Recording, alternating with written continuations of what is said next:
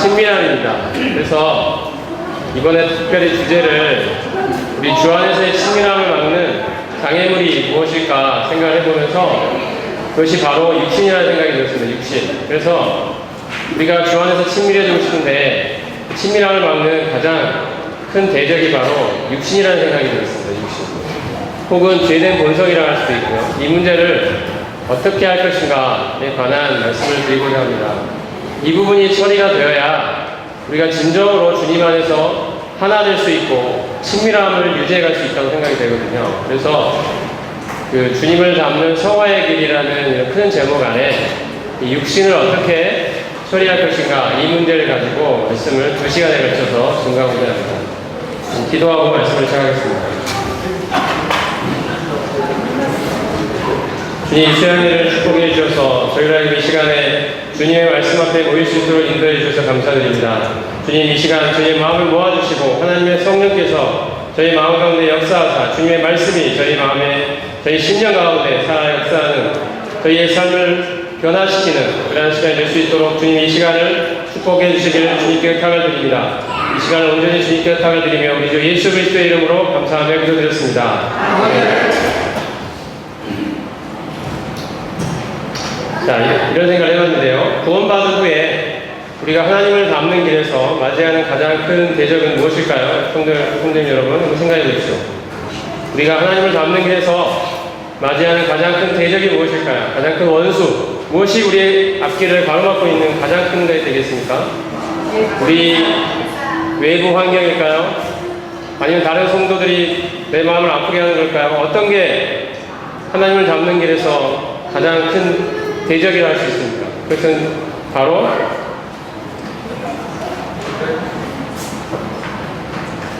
우리 안에 있는 죄된 본성이라고 할 수가 있습니다. 가장 심각하고도 근본적인 그 원수는 바로 우리 안에 있는 죄된 본성입니다. 성도님 여러분 동의하십니까? 동의하십니까? 그래서 내 안에 하나님을 닮고자 하는 열망이 있다면 나의 최대의 숙제는 바로 이러한 죄의 세력과의 싸움에서 승리를 거두는 것입니다. 이것이 우리가 맞이하고 있는 가장 실질적이고도 중요한 싸움입니다. 우리는 매일 매순간 이 싸움을 싸우고 있습니다. 지금 이 시간에도.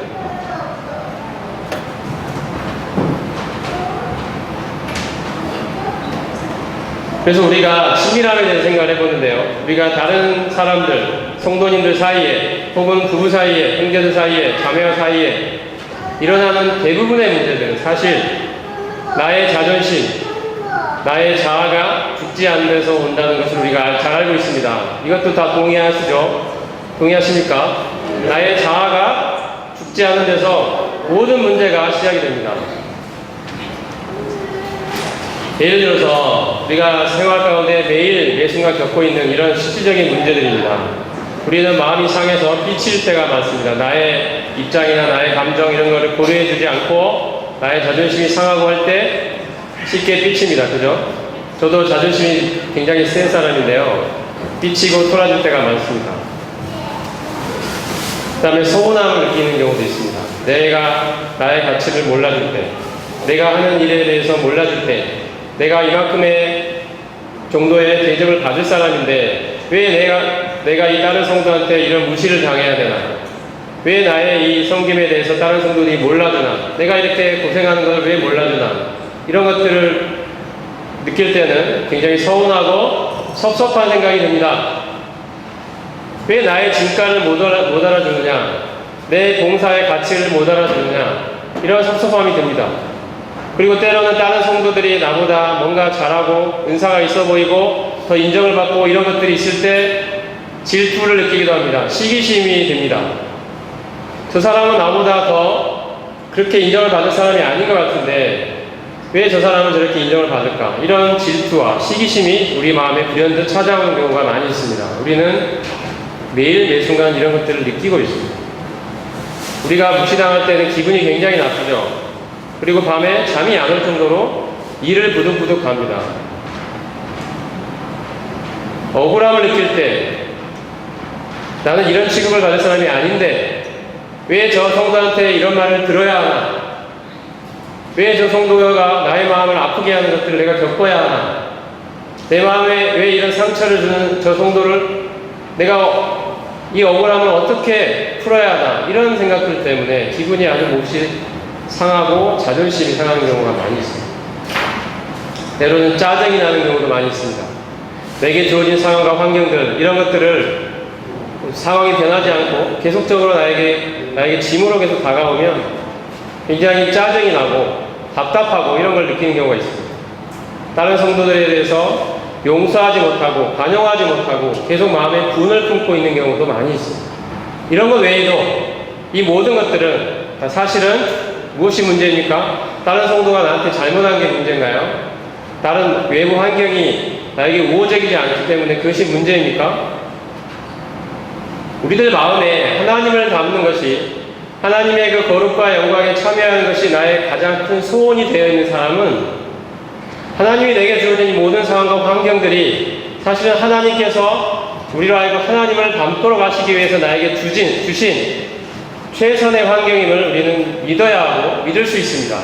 하나님이 나를 연단하셔서 그 상황 가운데 나로 하여금 예수님의 인격을 닮도록 하시기 위하여 나에게 허락하신 최고의 상황인 것입니다. 그러므로 내가 억울하더라도 다른 성도들이, 하나님이 다른 성도를 사용하셔서 나의 자존심을 상하게 만들 때 우리가 집중해야 되는 것은 내가 이를 통하여 나를 부인한 것을 배우고 그리스도의 십자가에 참여하고 이를 통하여 부활의 능력으로 나오는 것을 하나님이 나로 하여금 지금 이 순간 배우게 하고자 원하신다. 나로 하여금 주님의 십자가의 길에 동참하기를 원하고 계신다. 이를 통하여 나를 다듬고 연단하사 나의 육신의 세력을 무능력하게 만드시고 이제 하나님을 닮는 그 아름다운 인격을 나를 통해 만들어내기를 하나님 지금 이 순간에 원하고 계신다. 그러므로 내가 지금 답답하고 억울한 이 상황 속에서 내가 기억해야 될 것은 바로 그리스도의 십자가다. 그리스도와 함께 십자가에 못 박혀 죽은 바로 나를 보는 것이다. 그를 통하여 나의 이런 자존심, 이런 것들이 더 이상 나에게 문제되지 않고 다른 성도를 용서할 수 있고 나에게 주어진 이 억울한 상황들에게 휘둘리지 않고 일희일비하지 않고 흔들리지 않는 다른 성도를 품을 수 있는 그런 넓은 인격의 사람으로 하나님이 우리를 연단해 가시고 다듬어 가시는 그 상황과 환경 속에 하나님이 두신 것입니다. 그러므로 하나님이 이런 상황을 나에게 허락하실 때 우리는 감사해야 합니다. 하나님이 나로 하여금 나의 이 모나고 다른 성도를 사랑할 줄 모르고 자존심이 세고 자기만을 생각하는 이 이기적인 나를 하나님이 지금 연단하셔서 이제 나를 통하여 그리스도의 아름다운 성품과 인격이 나오는 그런 존재로 하나님이 지금 나를 빚어가고 연단하고 계시는 그 아름다운 일을 하고 계시기 때문에 지금 당장 아프더라도 내 육신이 깎여나갈 때 괴롭고 아픔이 있더라도 하나님의 이 손길에 나를 맡기고 하나님의 이 손길에 나를 의탁하고 지금의 아픔을 참고 견딜 수 있는 그 사람으로 하나님이 나를 이 상황 가운데서 연단하고 계신 것입니다. 우리는 그래서 이 사실을 믿어야 합니다. 하나님이 지금 나에게 주신 최고의 상황과 환경입니다. 하나님의 목표가 있음을, 하나님은 나로 하여금 하나님 자신의 영광과 거룩에 참여하기를 원하시는 이 일을 지금도 하나님의 변화없는 열심으로 이뤄가고 계시는 분이심을 우리는 분명히 믿고 의지하고 지금 나의 연약한 모습, 나의 부족한 모습, 나의 못난 모습이 느껴진다 할지라도 끝까지 포기하지 않고 주저앉지 않고 하나님의 이 열심을 의지하여 나의 어떠함이 아니라 하나님의 열심을 의지하여 하나님이 반드시 나를 하나님 닮은 그리스도의 형상을 닮은 존재로 만들어 내실 것을 하나님을 의지하여 끝까지 바라는 것입니다. 이것이 하나님이 오늘날 우리의 삶 가운데 이뤄내고 계시는 하나님의 손길입니다. 우리는 반드시 이 사실을 기억해야 합니다. 아멘. 그래서 그리스도와 연합이라는 이 말씀을 반드시 꼭 드리고 싶습니다. 여러 차례 말씀을 드렸지만 또다시 오늘 이 밤에 강조해서 또 드립니다. 주 안에서의 친밀함은 우리가 친밀해지자, 친밀해보자, 하나 되자, 우리가 이 시간에 부둥켜 안아보자 이것만으로 끝나는 것이 결코 아닙니다. 우리는 돌아서면 또다시 육신에 사로잡히고 나의 이기심에 사로잡히고 나의 자존심에 사로잡히고 조금이라도 나의 자존심에 상처를 받는 이런 일들이 생기면 또 다른 성도와 토라지고 삐지고 섭섭하고 서운하고 답답하고 안타깝고 속상한 일들이 또 우리 마음을 사로잡게 되는 것입니다. 이 문제에 있어서 우리가 반드시 그 근원되는 이 죄의 세력을 우리는 하나님께서 어떻게 처리하셨는지 오늘 이 시간 확인하고 여기에 우리의 믿음으로 아멘하고 우리의 매일의 삶 가운데 그런 상황이 닥칠 때 그 진리를 나의 삶의 믿음으로 순종하고 적용해가는 이 훈련을 꼭 해나감으로 말미암아 우리들 각자가 이제 더욱 그리스도를 닮은 인격의 소유자로 성장해 가기를 주님 안에서 바람하지 않습니다. 그래서 먼저 살펴봐야 할 것은 하나님이 우리를 구원하신 목표가 무엇이냐는 것입니다. 우리는 흔히 우리가 구원을 생각할 때 구원받았다 이렇게 이야기할 때 죽어서 하늘나라에 가는 것이 구원이라고 생각하는 경향이 있습니다. 그것이 끝이라고 생각하는 경향이 있습니다. 하지만 하나님이 우리를 구원하신 그 목표는 단순히 하늘나라에 인도하시기 위한 것뿐이 아니라 우리를 하나님의 인격을 닮은 하나님의 성품을 닮은 성경의 표현대로 하자면 하나님의 형상을 닮은 그리스도의 형상을 닮은 하나님의 거룩과 영광에 이르도록 하시기 위하여 우리를 하나님이 구원해 주셨다는 사실을 우리는 반드시 기억하고 알아야 합니다. 자, 같이 한번 읽어보겠습니다. 베드로서 1장 3절 4절 말씀입니다. 시작. 그의 생명과 건강의 속하 모든 것을 우리에게 주시니 이는 자기의 영광과 덕으로 우리를 부르신 자로 알다. 너희로 정욕을 인하여 세상에서 썩어질 것을 피하여 신의 성품에 참여하는 자가 되게 하려 하셨으니. 베드로서 1장 3절 4절 말씀 밑에 있는 말씀을 읽어보겠습니다. 시작. 하나님이 미리 아신 자들을 또한 그 아들의 형상을 본받게 하기 위하여 미리 정하셨습니다. 자, 이 말씀에 보면 하나님 우리를 부르심의 목표 지점이 있습니다. 그것은 하나님 자신의 영광과 덕입니다. 맞죠? 말씀에 분명히 그렇게 되어 있습니다. 하나님의 영광과 덕에 이르도록 하시기 위하여 그것이 목표 지점으로 삼고 하나님이 우리를 하나님의 자녀로 불러주셨다고 되어 있습니다. 우리가 지금은 연약하지만, 지금은 부족하지만, 지금도 여전히 육신에 사로잡혀 있는 것 같고 자존심에 얽매여 있는 것처럼 매여 있는 사람처럼 보이지만, 그래서 항상 주저앉고 싶고 포기하고 싶은 때가 한두 번이 아니지만 우리가 의지해야 될 것은 하나님이 우리를 부르신 그 목표 지점이 바로 여기 우리 지금의 모습이 아니라 하나님의 영광과 하나님의 아름다운 성품, 그것이 우리를 부르신 목표 지점이라는 것을 우리는 반드시 포기하지 말고 기억해야 합니다. 하나님이 우리 가운데 신의 성품, 하나님 자신의 성품을 우리 가운데 두셨습니다. 하나님 자신의 생명을 우리 가운데 주신 것입니다. 하나님이 우리를 미리 정하신 그 목표 지점은 하나님의 아들의 그리스도의 형상을 본받도록 하시기 위한 것이 하나님 우리를 부르신 목적이라고 말씀하고 계십니다. 그래서 우리는 천국 가는 티켓을 얻은 것으로 만족하지 말고 하나님의 영광과 거룩에 이르도록 하시는 것이 하나님의 분명한 목표임을 알고 중요한 것은 우리 스스로도 그것을 소망하고 기대해야 할 것입니다. 아, 나는 안 돼. 해봐도 안 돼. 이 정도로 이 정도밖에 안 되는 거야. 다른 주변을 보더라도 이 정도밖에 안 되는 것 같아. 다른 성도들도 그 정도에 만족하며 사는 것 같아. 저 정도밖에 안 되는 것 같아. 나도 그 정도밖에 안 될 거야. 지금의 내 모습 더 이상 나아가지 못할 것 같아. 이러한 생각으로 그 자리, 그곳에서 만족하고 안주하지 말자는 것입니다. 오늘 꼭 이 말씀을 드리고 싶습니다. 하나님의 부르심, 하나님의 목적, 이것이 중요합니다. 여기에 우리가 사로잡혀 있고 분명히 하나님이 우리를 변화시키셔서 하나님의 영광과 거룩에 이르도록 하실 것이라는 이 분명한 목표, 이것이 하나님의 목표이기 때문에 우리는 이것을 우리도 소망하고 기대해야 한다는 것입니다. 지금의 우리 모습에 주저앉아 있지 말고 안주하지 말자는 것입니다. 이러한 구원의 목표는 우리의 힘으로 될 수가 없습니다. 우리가 잘 느끼고 있죠. 매일 순간 느낍니다. 아까 찬송에도 나의 힘으로는 살아갈 수 없다는 것을 우리는 느낍니다. 하나님이 주시는 그 사랑으로만 살아갈 수 있다는 것을 우리는 매일 느낍니다. 내가 저 성도를, 내 마음을 아프게 하는, 나의 마음에 상처를 주는, 나의 마음에 답답하게 하고 주저앉게 만들고 내 속마음을 후벼파는 말을 한 저 성도를 나는 결코 사랑할 수 없지만 나를 섭섭하게 만든 그 성도의 그 모습을 나는 잊을 수가 없지만 나의 힘으로는 도저히 그 성도를 사랑해낼 수 없지만 하나님께서는 우리를 사랑의 본체이신 그리스도와 그분과 하나로 연합시키심을 통해 나의 힘이 아닌 그리스도의 거룩으로, 그리스도의 그분의 사랑으로, 그리스도 그분의 성품으로 우리는 하나님이 원하시는 그 목표 지점에 반드시 도착할 것이라는 것입니다. 하나님은 이 일을 반드시 이루실 것입니다. 말씀을 한번 읽어보겠습니다. 시작. 너희는 하나님께로부터 나서 그리스도 예수 안에 있고 예수는 하나님께로부터 나와서 우리에게 지혜, 의로움과 거룩함과 부족함이 되셨으니.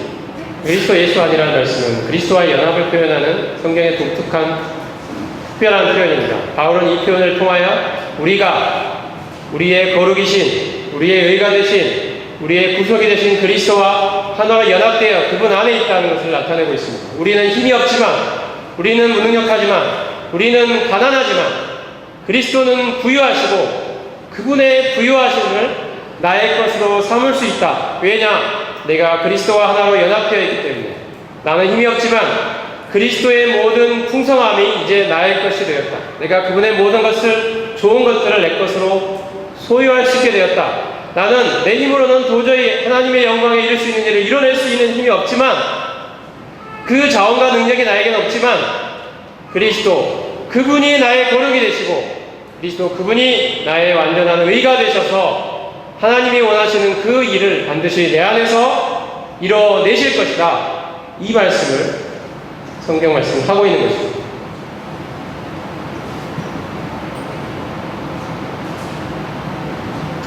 그래서 그리스도의 연합이 도대체 무엇이냐?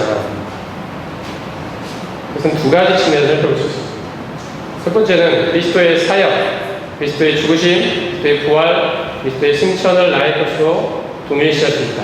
나의 것으로 삼을 수 있다. 즉 그리스도의 죽음을 나의 죽음으로, 그리스도의 부활을 나의 부활로, 그리스도의 승천을 나의 승천으로 삼을 수 있다. 즉 다시 말하면 그리스도께서 죽으셨듯이 나도 그분과 함께 죽었고, 주님이 다시 부활하셨듯이 나도 그분과 함께 살아났으며, 주님이 하늘에 오르셨듯이 나도 그분과 함께 지금 하늘에 안치움받은 자가 되었다라는 이 사실입니다.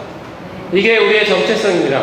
이게 우리의 존재의 본질입니다. 내가 이 땅을 밟고 살아가는 존재지만 나의 부르심의 그 본질은 그리스도와 하나로 연합하여 지금 하늘에 앉아있는 존재, 그리스도와 함께 죄에 대해 십자가에 못 박히고 그리스도와 함께 죽고 그분과 함께 생명으로 부활하여 이제 하늘에 앉아 계신 그리스도와 함께 하늘에 앉아 있는 존재, 이것이 바로 성경에서 말씀하고 있는 그리스도인의 본질입니다.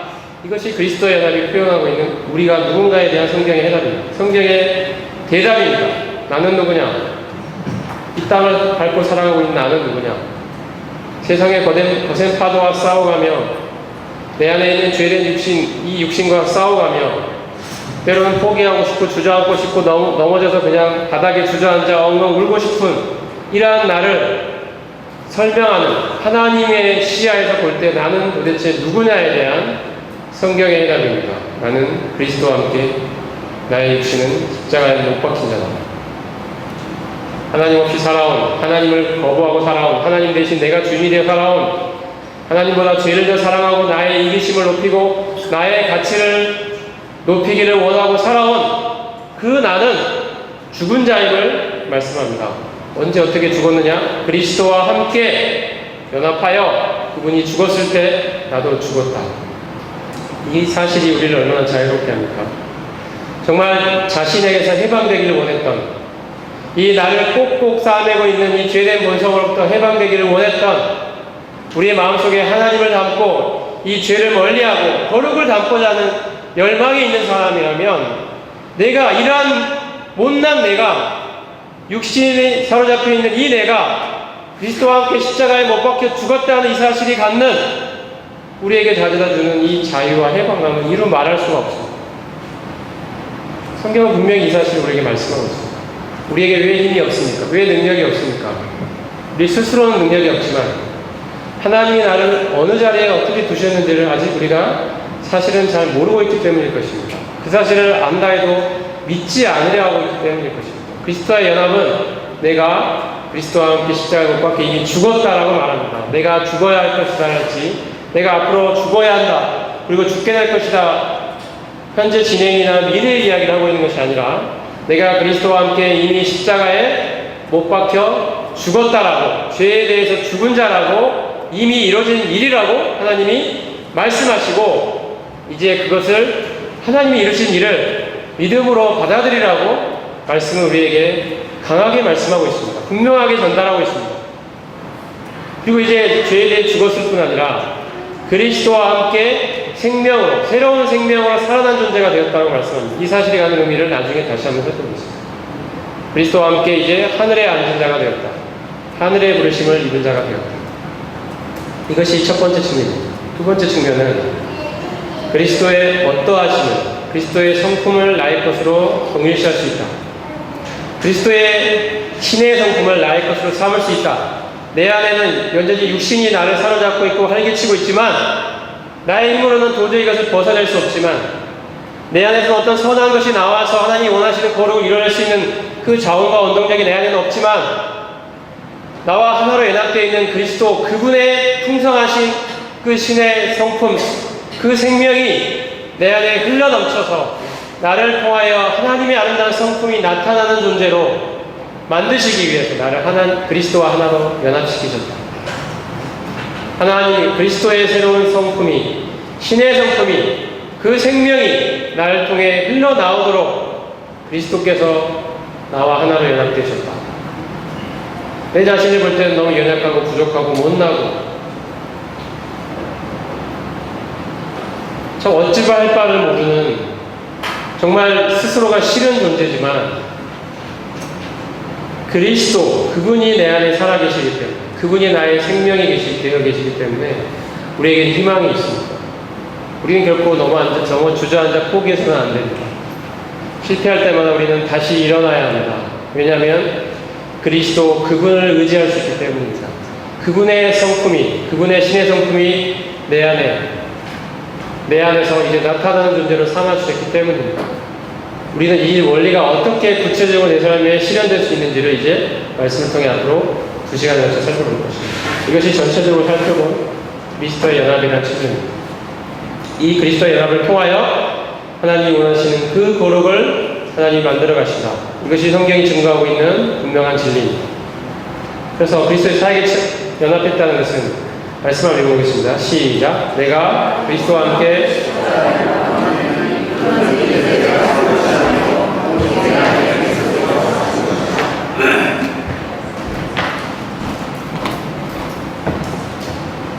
말씀해 보면 우리가 그리스도와 함께 십자가에 못 박혀 죽었다라고 말씀하시죠. 세상을 좋아하고 육신을 좋아하고 죄를 좋아하고 하나님 없이, 하나님이 아니라 내가 인생의 주인이 되어 살아온 그 못나고 더럽고 추하고 지긋지긋하고 벗어버리고 싶은 이 내가, 그 싫은 지긋지긋한 끔찍한 내가 하나님께서 하나님의 시야로 봤을 때 그 내가 그리스도와 함께 이미 죽었다는 것입니다. 그리고 이제 나는 새로운 존재로, 새로운 피조물로 하나님의 시야에서 봤을 때 새로운 존재로 태어났다는 것입니다. 우리는 나의 연약함을 볼 때 거기에 매몰되어 있을 것이 아니라 하나님이 나를 어떻게 보시느냐, 이 시야에 우리의 시선을 고정해야 합니다. 나의 어떠함을 볼 게 아니라 하나님이 보시는 나의 어떠함으로 나의 시선을 다시 돌려야 합니다. 이것을 성경이 믿음이라고 합니다. 나의 경험, 나의 생각, 나의 어떠함을 보는 것이 아니라 하나님이 나를 어떻게 보시느냐에 시선을 고정하여 하나님의 시선이 맞습니다, 하나님 당신이 옳으십니다 라고 고백하는 것을 성경에서는 믿음이라고 합니다. 우리는 믿음으로 이 싫은 내가, 끔찍한 내가, 세상에 파묻혀 살고 있는 내가 십자가에 못 박혀 죽었음을 우리의 믿음으로 선언해야 합니다. 세상에 대하여 내가 죽었음을 믿음으로 선언해야 합니다. 육신에 대하여 죽었음을 선언해야 합니다. 죄에 대해서 죽었음을 선포해야 합니다. 죄의 유혹이 나에게 찾아올 때 죄를 향하여 나는 너에 대해 죽었다라고 선포해야 합니다. 하나님이 보시는 시야로 나의 자신을 시야를 고정해야 합니다. 그리스도와 함께 죽었을 뿐 아니라 이제 그리스도와 함께 살아났다고 말씀합니다. 그리고 이제 아까 말씀드린 것처럼 그리스도의 승천과 연합하여 함께 하늘에 앉아 있습니다. 이것이 그리스도의 연합의 첫 번째 측면이고요. 두 번째는 그리스도의 성품에 연합했다는 것입니다. 자, 아까 말씀드렸던 것처럼 신의 성품에 참여한 자가 되게 하셨다 말씀하십니다. 그래서 우리 잘 아는 포도나무와 가지의 연합에 대한 말씀인데요. 요한복음 15장 5절 말씀 같이 한번 읽어보겠습니다. 시작. 나는 포도나무요 너희는 가지. 내가 내 안에 내가 그 안에 거하면 열매를 많이 맺나니 나를 떠나서는 너희가 아무것도 할 수 없습니다. 포도나무와 가지가 하나로 연합되어 있습니다. 포도나무가 가지고 있는 그 성품이 가지를 통해 아름다운 열매로 나타납니다. 이것은 피할 수 없는 진실입니다. 포도나무의 그 풍성한 수액이 그 가지를 통해 흘러서 열매로 나타나게 됩니다. 이 가지가 할 일은 이 포도나무 안에 거하는 일입니다. 그 자신의 힘과 노력으로는 아름다운 열매를 맺어낼 수 없는 존재입니다. 하지만 포도나무에 거하고 있을 때 포도나무의 그 생명으로 말미암아 거룩의 열매가 나타나는 것입니다. 그리스도가 우리의 포도나무이십니다. 우리는 그분과 하나로 연합되어 있는 가지입니다. 내 가지의 능력으로, 가지의 힘으로, 가지의 원동력으로, 가지의 자원으로 열매를 만들어낼 수 없습니다. 우리는 그것을 매일 매순간 느끼고 있습니다. 그런데 감사하게도 우리는 하나님께서 우리를 포도나무이신 주님과 하나로 접붙여 주셨습니다. 이제 포도나무의 생명이 나를 통해 나타나는 존재가 된 것입니다. 생명이 갖고 있는 무서운 힘을 한번 생각해 보면 좋겠습니다. 생명은 우리가 연어에 대해서 알고 있죠. 연어는 자기가 알을 깨고 태어났을 때 태어났던 그곳으로 물살을 거슬러 수십 킬로를 강을 거슬러 강의 상류로 올라갑니다. 물을 거슬러 수미터를 뛰어오르고 올라갑니다. 그 시류를 거슬려 이 세상의 거센 파도를 거슬려 이 죄의 거센 파도를 거슬려서 이 육신의 거센 파도를 거슬려서 나의 생명의 본체가 있는 바로 하나님이 계신 그곳을 향하여 생명은 끝없이 약동하면서 세상의 파도와 맞서 싸우면서 계속해서 포기하지 않고 끝까지 올라가는 힘이 생명에는 있습니다. 우리에게는 없지만 하나님이 우리 가운데 주신 생명에는 이 힘이 있습니다. 하나님이 이 일을 이뤄내시기 위하여 하나님 자신의 생명을 우리 가운데 두신 것입니다. 그리스도께서 우리의 생명으로 우리 안에 살아 계십니다. 이것을 우리는 의지해야 됩니다. 끝까지 기대합니다. 바라보아야 합니다. 제가 여러 차례 말씀을 드렸습니다만 제가 예전에 봤던 사진에 나무에 뿌리가 이렇게 내려오는데 바위를 가르고 바위 사이로 나무 뿌리가 이렇게 쭉 내려와서 땅에 박혀있는 것을 본 적이 있습니다. 나무 뿌리가 집채만한 바위를 가른 것입니다. 나무 뿌리가 그 밑에 있는 물을 빨아올리기 위해서 나무가 바위를 쪼갠 것입니다. 생명의 힘은 이토록 무서운 것입니다. 우리가 우리의 연약함으로 인해 넘어지고 포기하고 싶을 때 우리는 기억하면 좋겠습니다. 내 안에 그리스도께서 바로 나의 생명으로 살아계시다는 사실, 그리고 그분의 생명은 포기하지 않는 하나님의 생명이시며 나는 연약하고 부족하여 넘어질 수밖에 없는 존재이지만 내 안에 계신 그리스도의 그 생명은 결코 포기할 수 없고 나를 변화시켜서 나를 통하여 그리스도의 아름다운 형상을 반드시 만들어내고야 말 하나님 자신의 생명이심을 우리는 기억해야 합니다. 결코 우리 포기하지 말기를 원합니다. 주저앉아 넘어져 있지 않기를 원합니다.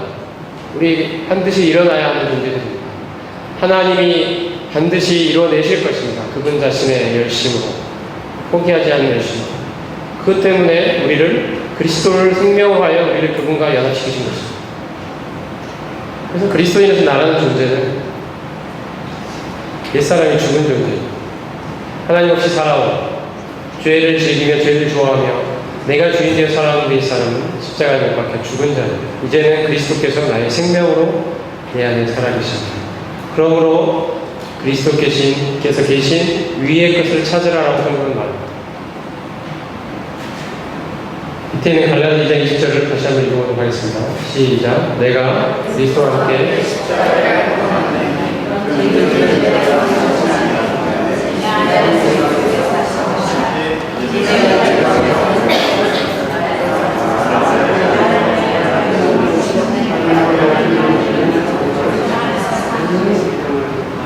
나는 십자가에 못 박혀 죽었고 내 안에 누가 사신다고 그랬습니까? 말씀에 그리스도께서 어떻게 사시죠? 무엇으로 살고 계시죠? 내 안에 나의 생명으로 살고 계십니다. 그리스도께서 내 안에 생명으로 살고 계십니다. 생명은 힘이십니다. 그리스도의 형상을 닮은 그 아름다운 결과물을 반드시 만들어내고 말 그 생명이 나의 거룩의 원동력으로 나의 유일한 자원으로 내 안에 그리스도께서 살아계신 것입니다.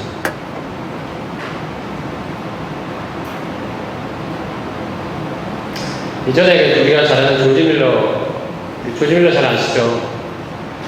5만 번 기도응답을 받았다 이런 책도 있던데, 조지 밀러에 대해서 그분이 우리가 잘 아듯이 수많은 고아들을 오직 기도만으로 먹이고 수십 년간 그 일을 하면 하나님의 살아계심을 영국 사회에 입증해 버렸던 그런 놀라운 사역을 담당했던 분이 우리가 잘 아는 조지 밀러 형제님이십니다. 이분이 어느 날 이분에게 어떤 사람이 찾아와서 물었습니다. 당신이 그토록 놀라운 사역을 감당할 수 있는 그 비결이 무엇입니까? 참 궁금합니다. 그랬더니 이분이 하신 말씀이 대답이 이랬습니다. 나에게는 내가 죽은 날이 있었습니다. 그는 이 말을 하면서 거의 바닥에 닿기까지 고개를 숙였다. 그는 계속해서 이렇게 말했다. 그날은 내가 조지 밀러, 그의 의견, 선호, 취향, 의지에 대해 죽은 날이요, 세상과 세상의 인정 혹은 비난에 대해서 죽은 날입니다. 나는 심지어 나의 형제들 혹은 친구들의 인정과 비난에 대해서도 죽었습니다. 그때로부터 나는 오직 하나님께 인정받는 일꾼으로 드러나기 위해 공부했습니다. 조지 밀러 형제님은 자기의 놀라운 사역의 비밀이 바로 다른 것이 아니라 바로 내가 죽었기 때문이라고 이야기하고 있습니다.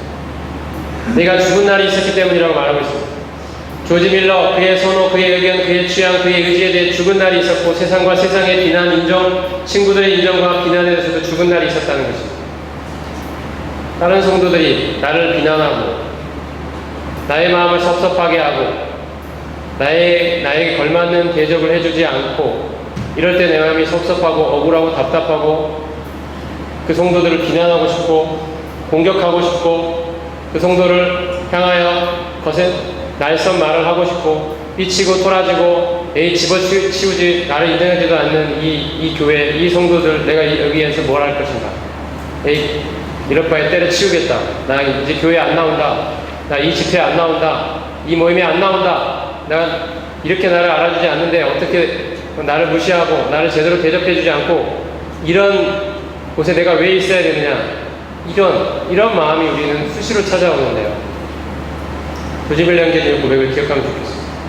바로 그것에 대해 죽었다는 것입니다. 자기를 인정받고 싶은 마음, 나를 대접받고 싶은 이 마음, 나의 자존심을 세우고 싶은 이 마음, 여기에 대해서 죽었다는 것입니다. 이것이 사역의 비밀이라고 조지 밀러 형제님이 말씀하십니다. 우리는 성도들 사이에서 열심히 일하면 일할수록 성도들끼리 부딪히는 일들이 많습니다.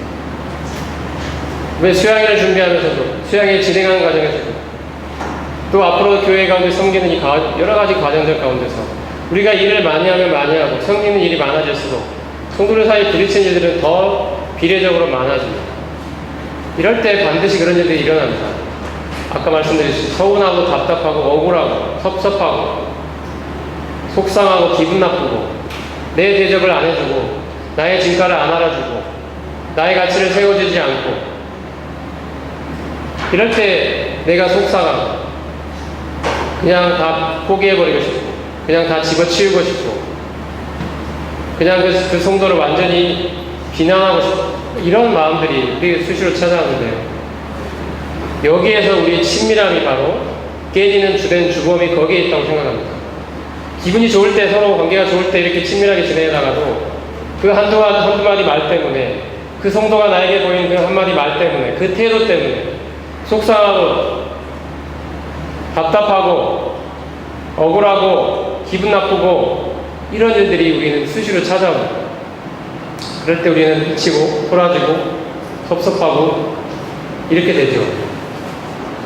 분하고 억울하고 이런 마음이 생깁니다. 우리가 꼭 기억하면 좋겠습니다. 주 안에서 친밀함은 바로 자기가 죽은 자들 사이에서 완전 진정으로 성취될 수 있습니다. 내가 어떤 취급을 받던 성도들이 나를 어떻게 보든 간에 그 성도들의 인정과 혹은 비난에 대해서 죽었다는 것입니다. 이게 조지 밀러 형제님이 놀라운 사회를 감당했던 비결이라고 이야기합니다. 오직 하나님에 대해서만 살아있는 존재, 나에 대해서 죽고 세상에 대해서 죽고 주변의 칭찬과 인정에 대해 죽고 내가 어떤 취급을 받든 내가 인정을 제대로 받지 못한다 할지라도 성도들이 때로 나를 무시하는 것 같고 나에게 합당한 대접을 해주지 못하는 것 같은 그런 상황이 온다 할지라도 나의 자존심을 세우고 나의 가치를 높이고자 다른 성도들 향하여 날선 비난의 말을 쏟아붓고 내가 당신 같은 존재하고는 나는 이제 더 이상 상종하지 않겠다, 이런 말을 해대는 이런 내가 죽었다는 것입니다. 하나님의 분명한 선언입니다. 우리는 이 사실을 믿음으로 받아들여야 합니다. 여기에 사역의 풍성함의 비밀이 있습니다. 우리가 열심히 일한다고 무조건 주님을 위해서 열심히 일한다고 사역이 주님의 축복을 받는 것이 결코 아닙니다. 자기의 육신이 처리된 사람들, 성경에 보면 솔로몬이 성전을 만들 때 성전 안에서 연장 소리가 들리지 않았다고 되어 있습니다. 이 정으로 다듬는 소리, 망치로 깨는 소리, 이런 소리가 들리지 않았습니다. 다 밖에서 다듬어가지고 성전 안에 가지고 옵니다. 주님의 몸이 이 몸된 교회가 바로 성전이죠. 여기에는 바로 육신이 처리된 사람들이 모여 있어요. 이 가운데서는 그런 소음들, 시끄러운 소리들, 서로에 부딪히는 소리들, 이런 것들이 들리지 않는 것입니다. 그래야 하나님의 일이 아름답게 이루어질 수 있습니다. 주 안에서의 친밀함이 그래야 가능한 것입니다. 이 안에서 막 육신과 육신이 부딪히고 쨍그런 소리가 나고 깨지고 어디가 막 부서지고 막 서로 막 날선 그런 자존심 싸움들이 벌어지고 이런 일들이 교회 안에서 일어나면 교회는 힘을 받을 수가 없습니다. 주님의 일이 여기서 이루어질 수 없습니다. 주님의 몸된 이 성전은, 교회는 육신이 처리되었습니다. 그리스도께서 십자가에 못 박혀 죽었을 때 나도 함께 죽었다고 고백하는 사람들이 모여있는 이곳에서 주님의 아름다운 인재가 나타나고 주님이 원하시는 그 아름다운 교회의 모습이 비로소 이루어질 수 있는 기초가 될 수 있다고 생각합니다. 성도님들 동의하십니까? 아멘 하십니까? 네. 주님이 원하시는 아름다운 교회, 이런 교회가 되게 해달라는, 우리가 원하는 하나님 우리 마음속에 품어주신, 품게 해주신 그 진정한 교회를 향한 아름다운 열망의 성취는 자기 자신의 죽은 자들을 통해서 이루어지는 것입니다. 내가 어떤 취급을 받든, 사도 바울이 이야기했듯이 다른 사람들이 나에 대한 경쟁심으로 바울이 감옥에 갇혔을 때 내가 복음을 열심히 전해서 바울을 무찌르고 내가 복음의 전도자로 인정을 받겠다는 그런 잘못된 동기로 복음을 전한다 할지라도 나는 이곳 감옥에서 찌그러져서 마음껏 복음을 전할 수도 없는, 그래서 사람들은 뇌리에 유명한 복음 전도자에서 이제는 감옥에 갇혀 아무것도 할 수 없는 자로 점점 잊혀져 가고 있는 이 안타까운 현실 속에서도 바울은 다른 사람이 그렇게 선하지 않은 동기로 복음을 전함으로 말미암아 그리스도께서 전파되신다는 그 사실로 기뻐할 수 있었습니다. 내가 어찌되든지 그리스도가 전파된다는 이 사실로 기뻐하는 존재, 내가 어떤 취급을 받더라도 모임 안에서, 교회 안에서, 성도들 사이에서, 부부 사이에서 내가 어떠한 취급을 받더라도 내 자존심이 어떻게 상하고 못난이 취급을 받고 무시당하고 천대받다 할지라도 나는 십자가에 못 박혀 죽은 자이며 그리스도가 다른 성도들을 통하여 영광을 얻고 계시다면 그것이 나의 기쁨인 존재, 이것이 바로 그리스도인입니다. 조지 밀러 형제님은 이 사실을 깨닫고 그 자신의 믿음의 신앙의 기초로 삼았습니다. 오직 하나님께 인정받는 일꾼을 드러나기 위해서 하나님 앞에 자기를 드렸다라고 말합니다. 이러한 믿음이 우리에게도 절실하게 요구된다고 생각합니다. 이러한 연합은 즉각적이고 결정적인 연합입니다. 그리스도와 연합되었을 때, 그리스도를 믿었을 때 바로 그리스도와 하나로 연합되며 이것은 전혀 돌이킬 수 없는 연합입니다. 갈라디아 1절 말씀 우리가 잘 알고 있습니다. 여기에 십자가에 못 박혔다는 것은 수동태로 사용됐습니다. 내가 나를 십자가에 못 박은 것이 아니라 하나님이 나를 십자가에 못 박으셨다는 것입니다. 그래서 하나님이 이루신 일입니다. 내 자신이 인생의 주인으로 살아오던 그러한 삶은 청산되었고 그리스도를 믿는 순간부터 그리스도께서 내 안에서 나의 주인으로 살기 시작하셨다는 것입니다. 그분이 나의 생명이 되셨다는 것입니다.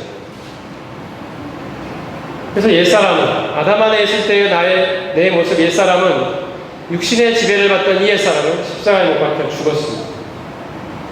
우리가 알거니와 우리 옛사람이 십자가에 못 박혀 죽은 것은 십자가에 못 박힌 것은 이렇게 말씀하고 있습니다. 옛사람은 결코 개선될 수 없고 죽어야 하는 존재입니다. 우리는 하나님을 섬기고자 할 때도 자기의 열심으로 육신에게서 난 노력으로 하나님을 섬기고자 하는 경향이 있습니다. 왜냐하면 우리가 구원받고 거듭날 때 하나님의 생명이 새로 주어지는데 이 생명은 우리에게 낯선 생명입니다. 아직 우리에게 익숙하지 않습니다. 우리는 그동안 옛 생명을 기초로 살아온 그 세월이 너무도 오래되었고 내 안에 깊숙이 자리 잡고 있기 때문에 하나님이 주신 이 새 생명은 아직 나에게 낯설고 어떻게 이 새 생명을 통하여 하나님을 섬길 수 있는지 아직 그 방법을 잘 알지 못하는 가운데 있습니다. 그래서 주님의 나를 사랑하신 그 주님을 위해 섬긴다고 할 때도 나도 모르게 이 옛사람에게서 난 노력으로 주님을 섬기려는 그런 경향이 우리 가운데 깊이 들어있습니다. 그러다 보니까 그런 사람들끼리 서로 부딪히는 것입니다. 인정받지 못하면 속상하고 다른 성도들에 대해서 마음이 상하고 내 자존심이 상처를 받을 때 주님을 위한 그 열심을 부리면 부릴수록 나의 이름이 드러나고 내가 능력 있고 은사 있는 일꾼으로 나타나기를 원하고 내가 이 일을 했는데 다른 성도가 영광 받는 것이면 속상하고 기분 나쁘고 안 해버리고 말이지. 이것들이 전부 다 자기의 옛사람을 통하여 그리스도를 섬기고 있기 때문입니다. 하나님께서는 이런 우리의 모습을 하나하나 벗겨내십니다. 우리의 육신을 아프지만 쳐가는 작업들을 하십니다. 다른 성도라는 수단을 통하여. 그래서 다른 성도를 통해 하나님이 나의 자존심을 짓밟아 오실 때 우리는 감사해야 합니다. 하나님이 나를 통해 하나님의 영광을 닮은 그 형상을 닮은 일을 지금 이뤄가고 계시는구나. 이 옛사람을 나로 하여금 죽음을 경험하게 하시고 이제 그리스도만을 의지하여 입술로만 아니라 진실로 내 마음속에서부터 우러나오는 육신에 의지한 관로가 아니라 그리스도 그분을 진심으로 의지하는 나의 육신을 포기하고 나에게 있는 가능성을 포기하고 나를 의지하고 나를 높이려는 이 마음들을 모두 다 포기하고 버리고 오직 그리스도를 의지하는 이 존재로 하나님이 만들어 가시는 이 작업을 하나님이 다른 성도를 통하여 다른 사람을 통하여 나의 육신을 깨부수는 작업을 지금 하고 계시는구나. 우리는 그 현실을 볼 수 있어야 됩니다. 하나님이 그 일을 지금 하고 계신 것입니다. 내가 옳고 다른 성도가 틀렸고 나의 옳음을 입증해내서 다른 성도의 코를 납작하게 만들어야지. 내가 옳음을 입증해내야지. 당신이 틀렸다는 소리를 내 입으로 드러내야지. 미안합니다. 잘못했습니다. 죄송합니다. 이 말을 내가 꼭 받아내야 되겠다. 나의 억울함을 풀어야 되겠다. 그래야 내가 속이 시원하고 밤에 잠이 올 것 같고 그걸 풀지 못하면 이 속에 부글부글거리는 이 분노를 어찌할 수 없는 그 성도를 볼 때마다 미운 마음이 솟아나고 내가 잘못한 게 없는데 왜 내가 이런 취급을 받고 이런 말을 듣고 이런 대접을 받아야 하냐. 우리의 사실 싸움은 이 싸움입니다. 육신과의 싸움. 하나님은 바로 이 옛사람이 십자가에 못 박혀 죽었다라고 말씀하시고 바로 그것들을 계속해서 기억하고 하나님이 우리 안에서 내가 그리스도와 함께 십자가에 못 박혀 죽은 자임을 계속해서 기억하고 내 안에 그리스도께서 나의 생명을 살아계시는 이 사실을 계속 의지하도록 하시기 위하여 억울하지만 답답하지만 속상하지만 그 일을 매번 매순간 나를 통하여 나에게 경험하게 하시는 것입니다. 다른 성도라는 수단을 통해서 다른 사람이라는 수단을 통해서 때로는 환경이라는 수단을 통해서 나의 육신과 이 자아를 부서뜨리고 무너뜨리고 짓밟아 주신 것입니다. 하나님이 원하시는 그 아름다운 그리스도의 형상을 만들어내고 싶으셔서 그 작업을 하고 계십니다. 그러므로 다른 성도가 나의 자존심을 상하게 할 때 나에게 걸맞는 대접을 해주지 않고 나를 무시하고 나의 자존심을 긁어댈 때 감사하시기 바랍니다. 하나님이 자신의 영상을 담는 그 아름다운 일을 지금 내 안에서 이루어가고 계시기 때문입니다. 그리고 그분께 의지하여 나의 속을 긁어대는 그 성도를 향하여 내가 그리스도와 함께 십자가에 못 박혀 죽은 자임을 기억하고 그 성도를 향하여 하나님의 사랑으로 사랑해 내시기 바랍니다. 이 일을 하나님이 반드시 우리 가운데 이뤄내실 것입니다. 이게 돼야 교회가 교회다워집니다. 주님의 일이 주님의 일다워집니다. 인간 냄새가 풀풀 나고 육신 냄새가 풀풀 나고 자기를 높이고자 하는 자기 자랑이 교회 안에서 진동하고 육신의 썩은 냄새가 교회 안에서 나고 주님을 위한 열심이라는 이름으로 포장되어서 자기를 드러내고 자기를 높이고 자기가 인정받고 싶고 이 사람들이 어떻게 주님의 머리 대신 교회를 이어갈 수 있겠습니까? 교회 안에서 육신과 육신이 부딪히고 쨍그랑 소리 나고 이것이 주님의 몸된 성전이 아닙니다. 육신은 죽고 처리된 상태로 교회 안에 들어와야 합니다. 교회에서는 오직 육신이 아닌 그리스도의 아름다운 향기만이 우리를 통해 나타나야 합니다. 이 일을 반드시 우리는 하나님의 은혜로, 하나님의 자원으로, 하나님의 능력으로, 하나님의 열심으로 하나님이 우리 가운데서 지금 이 일을 이루어가고 계십니다. 기억했으면 좋겠습니다. 나는 같이 한번 읽어보겠습니다. 시작. 나는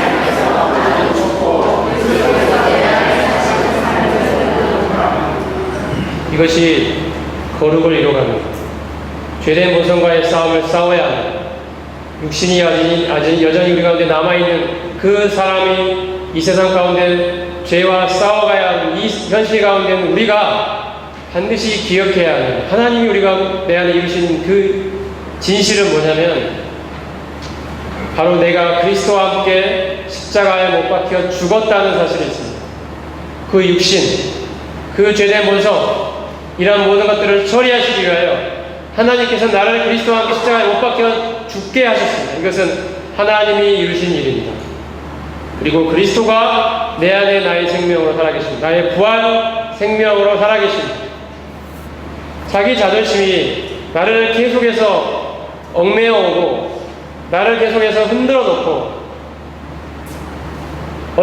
어찌할 바를 모르는 그 분노와 억울함 속에서 내가 거기에 사로잡혀 있는 것을 볼 때 우리는 잠시 한 발 뒤로 물러서서 하나님이 나를 어떠한 자로 만들어주는지를 기억하고 하나님이 바로 이러한 내는 십자가에 이에 못 박혀 죽은 자임을 기억하기를 원하시고 그리스도, 그분의 아름다운 온전한 사랑이신 그리스도, 온전한 거룩이신 그리스도, 온전한 온유가 되시는 그리스도, 그분이 내 안에 살아계시던 이 사실을 기억하고 바로 그 성도를 향해서 그리스도의 사랑으로 품어줄 수 있는 그 일이 내 안에서 이루어진다면 우리는 매일매일 순간 이것을 경험하며 살아갈 수 있는 것입니다. 사실 저도 이런 경험이 많지 않았어요. 사실은 매번 승리하고 살아가는 게 아니라서 좀 때로는 다른 성도들이 나보다 잘나 보이고 때로는 내가 교회 안에서 내 은사나 내 능력이나 내가 갖는 가치나 이런 것에 대해서 합당한 대접이라고까지는 없지만 그런 가치의 인정을 받지 못하는 것 같을 때 답답하고 속상하고 안타까운 적이 많이 있습니다. 때로는 어떤 성도들이 저를 오해하고 저에 대해서 안 좋은 이야기를 하고 뒤에서 그런 오해 가운데 그런 비난을 하고 이런 것들이 들려올 때 속상하고 참 그것을 빨리 가서 해명하고 싶고 그런 말을 퍼뜨린 사람에 대해서 가서 한마디 해주고 싶고 이런 마음이 들죠. 근데 그 시간에, 그 순간에 주님이 계속 기억하게 하시는 것이 있습니다. 그것은 주님이 지신 십자가예요. 그 주님의 십자가, 주님보다 더 억울하고 답답한 분이 계시겠습니까? 죄가 하나도 없으신 분이다. 그 죄 많은 인간들이 주님을 비난해야 되고 주님을 향해 욕을 하고 주님을 희롱하고 그가 가까운 제자들마저 주님의 마음을 알아주지 못하고 주님을 거역하고 배반하고 주님을 멀리 떠나고 주님 홀로 그 십자가에서 외로운 싸움을 싸우고 있을 때 주님보다 더 답답하고 억울하고 속상한 분이 있었겠습니까? 인간의 시야로 보자면. 근데 그 주님이 십자가를 지시고 우리를 하여금 십자가의 길로 오라고 부르고 계십니다. 자기를 부인하고 자기가 죽었음을 고백하고 예수님의 죽음을 몸에 짊어지는 삶으로 우리를 부르고 계십니다. 바로 그 길로 들어갈 때 그를 통하여 그리스도의 부활의 영광으로 나오는 삶을 경험해보라고 주님이 우리를 부르고 계십니다. 온유한 음성으로 우리를 손짓하고 계십니다. 주님의 그 사랑으로 우리를 십자가의 길로 초대하고 계십니다. 우리가 부인되는 길, 우리의 육신이 상처받는 길, 우리의 육신이 짓밟히는 그 길, 예수님이 먼저 걸어가시는 그 길, 우리를 구원하시기 위하여 걸어가신 그 십자가의 길로 주님이 우리를 부르고 계십니다.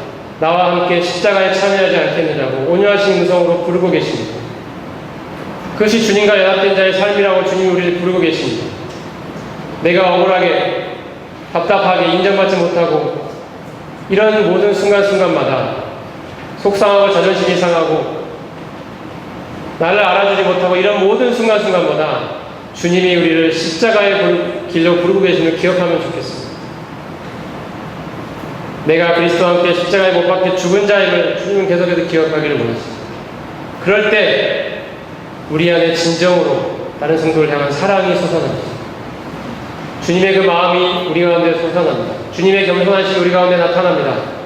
주님의 그 생명의 힘이 내 안에 두신 그 생명의 힘이 나타나는 원동력은 십자가에 있습니다. 십자가를 통과한 자만이 부활의 영광, 부활의 환희, 부활의 생명을 경험할 수 있습니다. 십자가의 길로 주님이 우리를 부르시는 이유는 이 생명의 길로 나아오기를 원하시기 때문입니다. 근데 그 길은 십자가를 통과할 수밖에 없는 길이기 때문에 주님이 우리의 삶에 곳곳에 십자가를 두신 것입니다. 가시밭길을 두신 것입니다. 자기가 부인되어야 되는 그 길을 주님이 곳곳에 우리 삶에 십자가를 장치해 두신 것입니다. 십자가의 길로 나아오라고, 십자가를 통과하라고, 회피하거나 돌아가지 말고 십자가의 주님을 기억하면서 십자가를 품으라고 주님이 말씀하십니다. 그 길로 우리를 부르십니다. 그래서 우리는 억울하고 답답할 때 그 십자가를 나의 것으로 취합니다.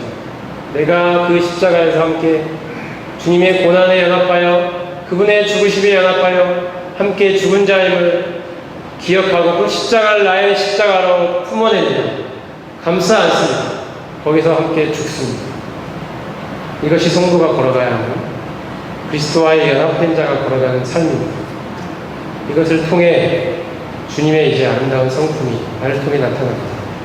다른 성도들, 나를 향해 그 무지막지한 말을 해대던 나를 억울하게 만들고 답답하게 만들었던 그 성도를 향하여 주님의 아름다운 인격의 말이 나타나는 것입니다. 그 성도를 용서할 수 있습니다.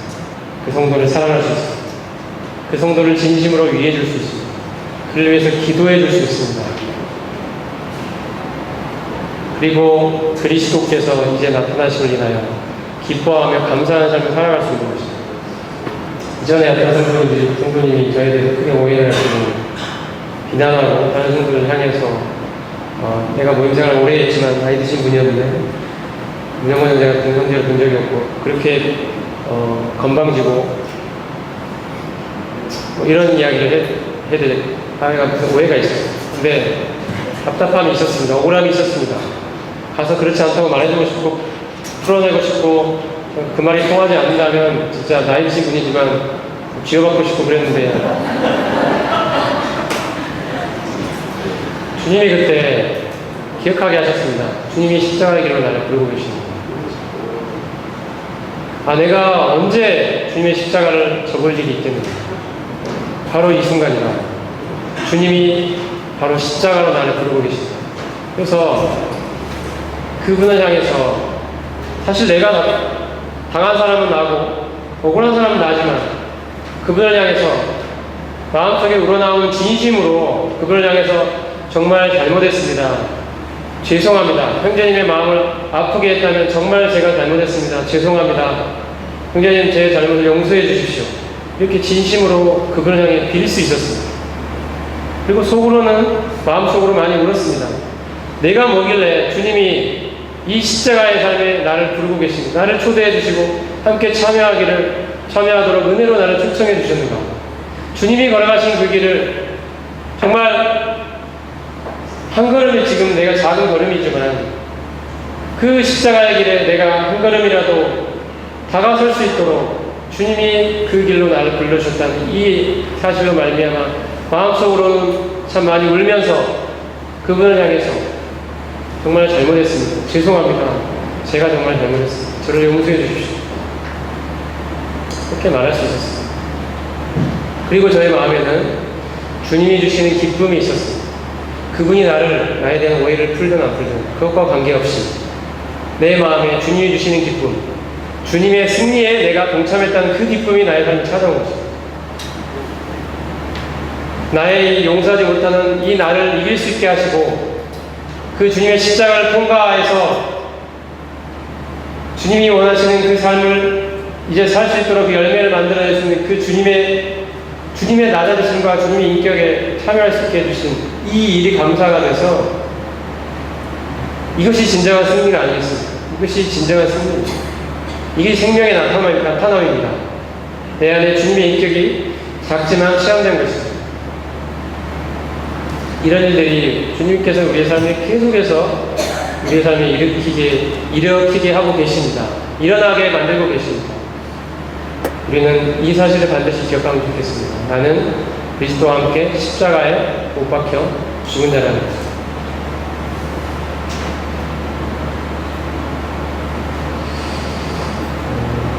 말씀을 이제 자세히 마쳐가도록 하겠습니다.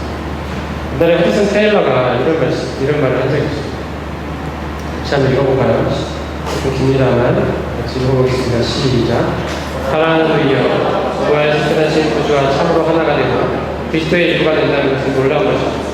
그것이 내포하는 것을 생각해 보십시오. 그리스도는 부자이고 나는 가난할 수 있겠습니까? 오른손은 부자이고 왼손은 가난할 수 있겠습니까? 또 머리는 잘 먹는데 몸뚱이는 굶주릴 수 있겠습니까? 이러한 깨달음이 기도에 미치는 영향을 생각해 보십시오.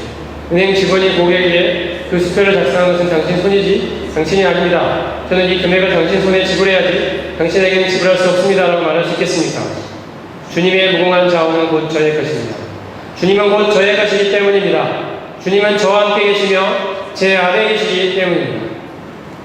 허드슨 테일러가 생사를 넘나드는 그런 위험한 선교의 현장에서, 그리고 혼자 몸만을 챙기는 그런 입장이 아니라 수백 명의 이 선교회를 이끌고 자기가 돌봐야 되는 수백 명의 선교사들이 매일 그 사단과의 전투 속에 있는 가장 치열한 선교의 맨 선두에서 치열한 싸움을 싸우고 있고 한두 명씩 계속 매일 죽어져 나가고 있는 이 처절하고 이 끔찍한 이 치열한 전투의 현장 가운데서 허드슨 테일러가 마음속에 가장 큰 고민을 갖고 있었던 것은 이 죄된 본성과의 싸움이었습니다.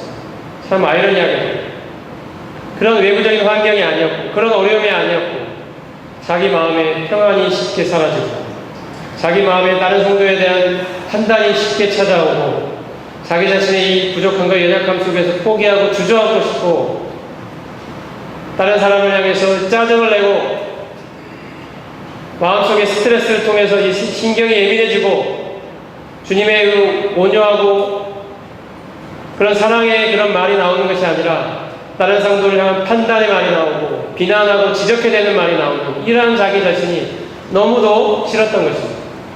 그러한 삶에서 진보를 보이지 못해서 그런 자기 자신이 너무도 싫고 벗어나고 싶었는데 어찌할 바를 몰라서 포기하고 주저하고 싶을 때가 한두 번이 아니었던 그 자신에게 어느 날 동료 선교사가 편지를 보내었습니다. 요한복음 15장에서 포도나무 가지 연합의 이 비유를 진실로 깨닫고 동일한 문제를 안고 있던 동료 선교사가 허드슨 테일러에게 편지를 보내서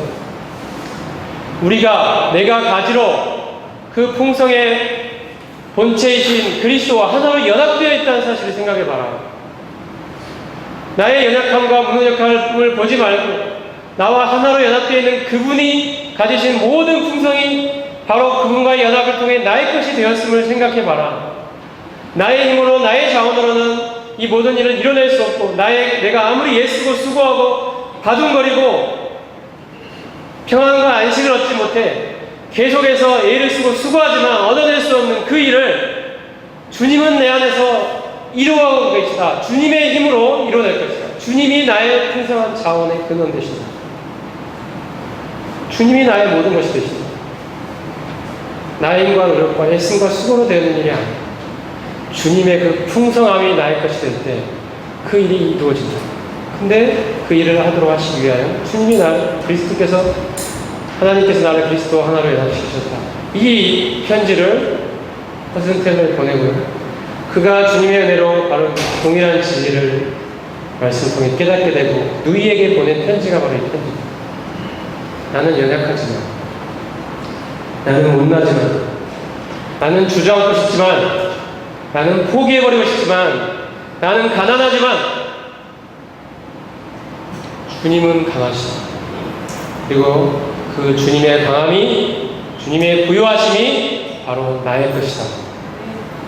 나의 것이 되었다. 나는 이제 그 모든 풍성함을 나의 것으로 누릴 수 있는 자가 되었다. 풍성함을 나의 것으로 취할 수 있는 자가 되었다. 그분의 풍성하심, 그분의 부요하심에 참여할 수 있는 자가 되었다. 이 사실로 말미암아 허튼셀러는 자기의 노력과 애씀과 수고를 통해 주님을 닮아가려고 애쓰고 평안과 안식을 얻지 못해서 계속적으로 발버둥치는 삶에서 이제는 탈피해서 벗어나서 주님의 풍성하심에 거하는 삶을 살아갈 수 있게 됐습니다. 더 이상 속으로 이렇게 막 발버둥치고 이런 삶이 아니라 주님의 자기 연약함을 볼 때마다 주님의 풍성하심을 기억하고 그분의 아름다운 인격을 기억하고 그분의 어떠하심을 묵상하고 그분의 사랑과 그분의 아름다우심과 그분의 영광과 그분의 부요하심과 그분의 신실하심과 그분의 아름다우심과 그분의 존귀하심과 그분의 권세와 그분의 위엄과 그분의 모든 부요를 기억하면서 그분을 의지하는 삶을 살아갈 수 있게 됐습니다. 근데 이제 발버둥치는 삶이 아니라 주님 안에서 안식하는 삶으로 들어간 것입니다. 이것이 허슨텔의 고백이고 우리 자신의 고백이 되기를 원합니다. 에베소 2장에는 우리가 그리스도와 함께 하늘에 앉아있다는 우리의 본질이 어디에 있는지를 말씀하고 있는 그런 말씀입니다. 윌리엄 맥도날드는 이런 에베소서 주석에서 이렇게 이 구절을 해설하셨는데요. 읽어보겠습니다. 우리의 신분에 대한 또 다른 요소는 우리가 그리스도와 함께 하늘에 앉게 된 것이다. 우리는 그분과 연합함으로 이미 약한 세상에서 건짐을 받아 그리스도와 함께 영광 중에 있는 것으로 되었다. 하나님이 바로 우리를 그렇게 해주십니다. 만약 우리가 믿음으로 이것을 받아들인다면 이는 우리의 삶을 변화시킬 것이다. 5절과 6절에서 열쇠가 되는 말은 그리스도 안에서이다. 그분 안에서 우리가 살리심을 받고 일으키심을 받았으며 안침받았다. 그분은 우리의 대표자이시다. 그래서 그분의 승리와 그분의 신분은 우리의 것이다. 누구의 것이라고요? 우리의 것이다. 골로새서 2장에는 하나님의 성신과 거룩을 이루어가는 데 있어서 우리가 믿은 그리스도만으로 충분하지 않고 그 외에 이 그리스도만으로 부족하기 때문에 다른 것들이 필요하다. 더 많은 규범이 필요하다. 더 많은 지식이 필요하다. 더 많은 체험이 필요하다. 이런 여러 가지 사상들이 때로는 철학의 모습으로, 때로는 영지주의의 모습으로, 때로는 율법주의의 모습으로, 때로는 신비주의의 모습으로, 때로는 형식주의의 모습으로 여러 가지 이름으로 골로새 교회에 스며들어왔습니다. 그래서 그리스도만으로는 뭔가 부족하고 이런 것들이 함께 있어줘야 그리스도의 부족을 구원해줘야 우리가 원하는 하나님이 원하시는 그 거룩을 이뤄갈 수 있다는 이 사상이 골로새 교회에 침투해 들어왔습니다. 이것에 대항하기 위하여 쓴 서신이 바로 골로새서입니다. 골로새서의 주제는 그리스도만으로 충분하다는 것입니다. 그리스도 외에 그 어떤 것도 하나님이 원하시는 거룩을 이뤄가는데 필요하지 않다는 것입니다. 우리가 이미 얻은 그리스도 그분으로 충분하다는 것입니다. 충분하다는 것입니다. 그런데 왜 우리의 삶은 비약하고 왜 우리의 삶은 가난합니까? 왜 그럴까요? 그것은 그리스도를 아직 풍성하게 발견하지 못했기 때문입니다. 그리스도가 부족해서가 아닙니다. 우리가 그 풍성하신 그리스도를 아직 발견해서 내 것으로 취하지 못했기 때문입니다.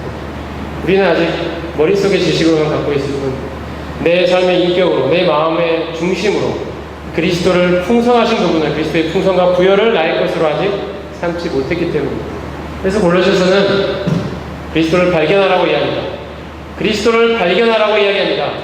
그 안에는 모든 부요, 모든 지혜, 지식의 부요함이 감추어져 있다고 이야기합니다. 감추어져 있기 때문에 우리는 발굴해내야 됩니다. 끄집어낼 줄 알아야 됩니다. 발견해내야 됩니다. 근데 우리의 힘으로 발견해내는 것이 아니라 바로 성령의 비추임을 통해서 내가 하나로 연합되어 있는 그분이 얼마나 풍성한 분인지, 오늘의 지금의 나의 연약함과 나의 지금의 가난함과 나의 지금 없음을 해결해주고 내 마음에 이 공허함과 이 허전함과 이 없어 보이는 이 텅 빈 느낌, 텅 빈 마음을 능히 채워줄 수 있는 그 부요의 그리스도이심을, 그리스도의 부요하심을 우리는 성령을 의지하여 발견해내게 비추임을 받아서 나의 것으로 삼을 때, 아, 내가 그리스도와 하나로 연합되어 있는 이 그리스도는 참으로 부유하신 분이구나. 나는 그 외에 어떠한 것도 필요가 없이 정말 그리스도만으로 충분합니다. 주님, 당신이 저의 진정으로 모든 것이 되십니다. 저는 당신이 있는 것만으로 이미 충분한 자입니다. 그리스도 안에는 신성의 모든 충만이 육체로 가시고 너희도 그 안에서 이미 충만하여졌다라고 하나님이 말씀하십니다. 이미 이루어진 일입니다. 이것이 골로새서의 주제입니다. 골로새서는 그리스도가 바로 우리의 생명이라고 말씀하십니다. 우리는 죽었다라고 얘기합니다. 우리의 생명이 바로 그리스도가 되시라고 말씀하십니다. 그래서 위의 것을 찾으라, 땅의 것을 죽이라라고 말씀하시는 것입니다. 고린도후서 4장에도 이렇게 말씀합니다. 같이 읽어보겠습니다. 시작. 우리가 항상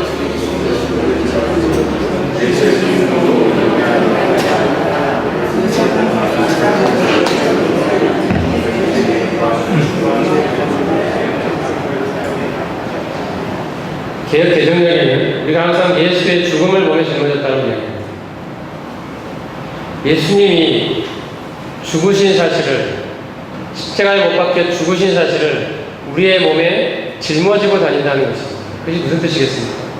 우리가 살아가는 매일의 삶의 구체적인 그 현장 속, 현실 속에서 그 순간순간마다 바로 그리스도께서 돌아가셨고, 바로 그 나도, 이제 나도, 그 주 예수님의 죽음을 몸에 짊어지고 있는 나도, 그 그리스도의 그 십자가를 짊어지고 있는 나도 함께 못 박혀 죽은 자임을 기억하며 그것을 내 믿음으로 받아들이며 매일의 삶 가운데 그것을 믿음으로 적용하며 살아가는 내가 살고 있다는 것입니다.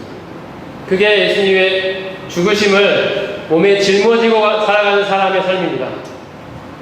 내가 부인되고 내가 내 자존심이 꺾이는 그 순간에 그것을 감사로 받아들일 수 있는 사람, 그 사람이 바로 그리스도와 함께 십자가에 못 박혀 죽은 자입니다. 그 죽음을 매일 매 순간 몸에 짊어지고 산다는 것이, 이것이 그리스도인의 삶입니다.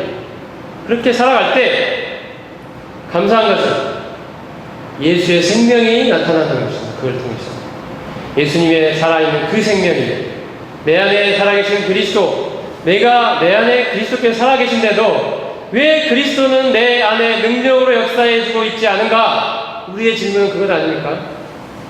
왜 그럴까요? 주님이 내 안에 살아계신다는데 왜 나를 통해서는 주님의 아름다운 성품과 인격이 나타나고 있지 않은 걸까요? 왜 그렇습니까? 그것은 바로 내가 십자가에 못 박혀 죽은 자임을 진심으로 나의 삶에서 내 마음으로 인정하고 고백하고 그대로 순종하며 살고 있지 않기 때문입니다. 죽음을 통과할 때 생명으로 나오는 것입니다.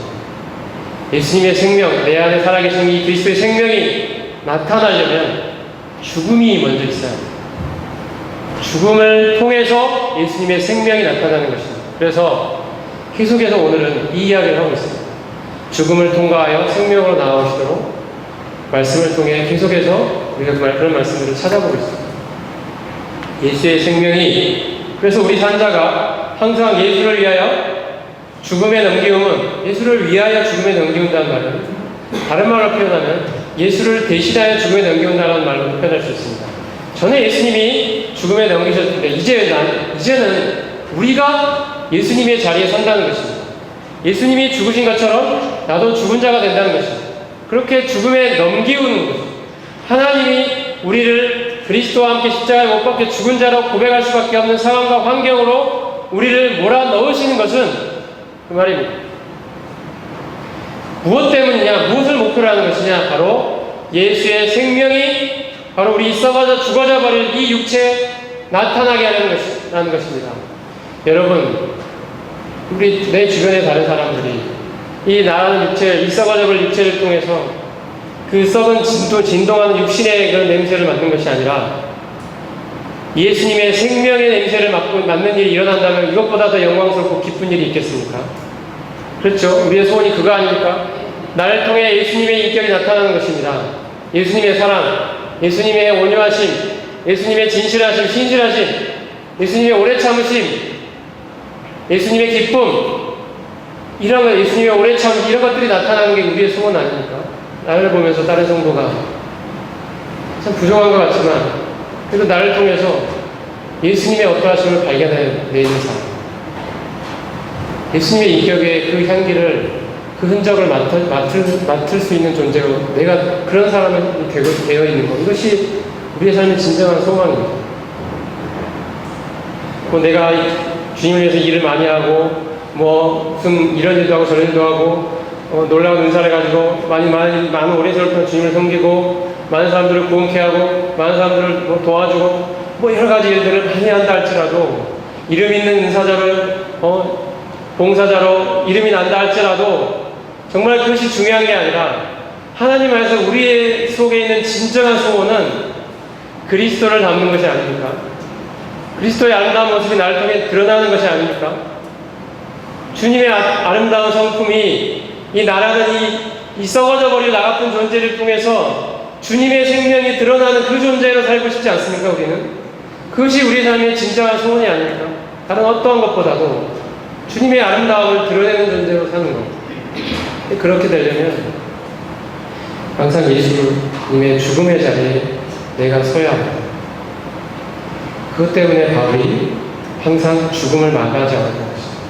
생명이 그걸 통해 나타나는 삶을, 원리를 알고 있었기 때문에, 그것을 경험하고 있었기 때문에 항상 죽음에 넘겨지기를 원했습니다. 오늘 이 순간에도 내가 주인되고 나의 자존심이 짓밟혀지고 그것을 그런 상황과 하나님이 몰아가실 때 기뻐하시기 바랍니다. 즐거워하십시오. 하나님이 예수님의 생명을 통해 우리 가운데 나타내 계시기를 원하고 계시기 때문입니다. 그 일이 반드시 우리 가운데 일어날 것입니다. 오늘 말씀을 요약하겠습니다.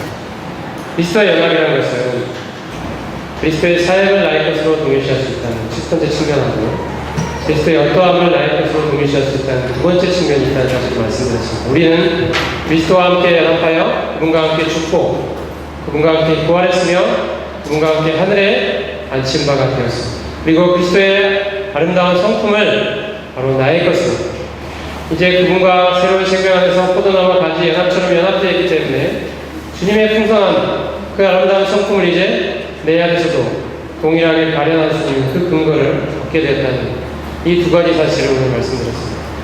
나의 연약함으로 인해 포기하고 싶고 주저하고 싶을 때 나와 하나로 연합되어 있는 나의 생명이 되어 계시는, 나의 모든 풍성의 근원이 되시는 포트슨텔라가 고한 것처럼 나의 모든 부여의 근원 되시는 그 그리스도가 나의 것이 되어있기 때문에, 내 안에 살아계시기 때문에 나의 부족함과 연약함에도 결코 나는 포기하거나 주저앉지 않을 것이며, 나의 힘과 노력으로 예수로 발버둥치는 삶이 아니라 그분의 무한한 부여와 풍성하심을 나는 의지할 것이다. 그분의 부여함 속에서 나는 안식할 것이다. 넘어지더라도 다시 일어설 것이다. 주님을 의지하여 다시 한번 일어설 것이다. 주님, 당신이 나의 모든 것이 되심을 고백드립니다. 이 고백을 할 수 있는 우리 모두가 되기를 바랍니다. 기도하겠습니다.